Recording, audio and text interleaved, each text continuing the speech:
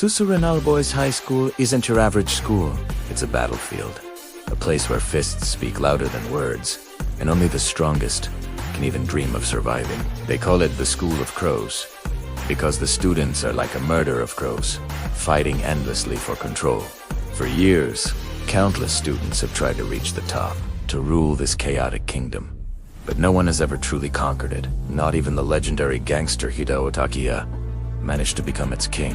His failure left a shadow, a challenge that lingered in the halls of And now, our story begins with the arrival of a new transfer student, someone who carries that very legacy. His name is Genji Takiya. He strolls into Suzuran with a swagger in his step and a fire in his eyes, driven by a single powerful dream: to succeed where his father failed to become the strongest fighter and finally unify the school under his rule. Genji is loud, reckless, and absolutely fearless. From his very first day, he doesn't just walk into trouble, he sprints towards it. He challenges anyone and everyone who even glances his way. One by one, students fall before his explosive strength. His reputation as a fierce brawler spreads quickly. But Suzuran isn't a place ruled by lone wolves. This school is ruled by gangs, by factions, and the most powerful of them all is led by a man who is the complete opposite of Genji. His name is Serizawa. While Genji is a storm, Serizawa is the unnerving calm before it. He is quiet, thoughtful, and dangerously powerful. Serizawa already controls most of the school, and his followers are fiercely loyal. He doesn't need to prove his strength. Everyone already fears it. Unlike Genji, Serizawa doesn't rush into fights. He watches, he waits, and when he finally makes a move, the entire school holds its breath. Genji quickly learns a hard lesson. Individual strength isn't enough to conquer. To defeat a king, you need an army. So, he starts building one. Slowly but surely, other powerful fighters, outcasts, and rebels begin to see something special in Genji. Makis Tokashi, the sharp-minded but cynical fighter, is one of the first to join him, bringing his strategic mind to the table. Then comes Tokaji Yuji, whose fists are as quick as his temper. And then there's Izaki Shun, a charismatic and influential leader of his own class, who initially tests Genji, but is ultimately won over by his unbreakable spirit. Together, they form a new force within Suzuran, the Genji Perfect Sight, or GPS. What makes Genji different from other would-be kings is how he leads. He doesn't rule through fear or intimidation. He fights alongside his friends.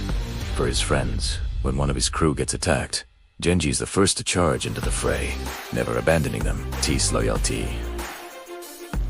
This genuine bond is a new kind of power in Suzuran, and it spreads through the school like wildfire. Soon, even Serizawa can no longer ignore the rising storm.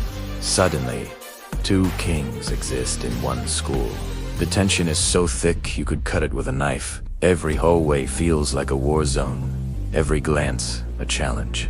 Small skirmishes erupt into massive brawls as the two factions test each other's limits. The school is a powder keg, waiting for a spark. But just as the final confrontation between Genji and Serizawa seems inevitable, another danger emerges from the shadows.